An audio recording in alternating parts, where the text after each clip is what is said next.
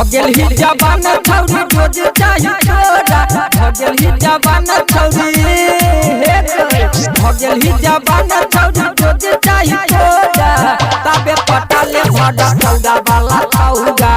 तबे पटाले बड़ुआर वाला छौगा रोज दे तो सुन छौरी झुमका दू जोड़ा रोज दे तो सुन छौरी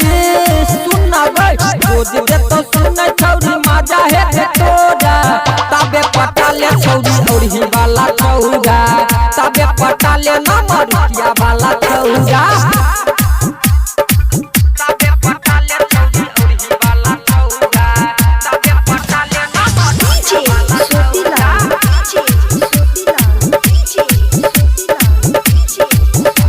कुमार में देतो छौरी भतारा के सुख गे उतर जेतो चढ़ल जवानी वाला भूत गे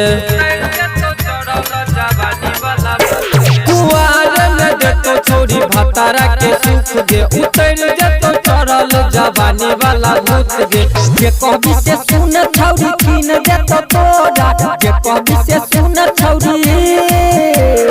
जे कहबी से सुन छौरी कीन देतो तोरा तबे पटाले छौरी सिरपा वाला छौगा तबे पटाले नदे हरही वाला छौगा तबे पटाले छौरी सिरपा वाला छौगा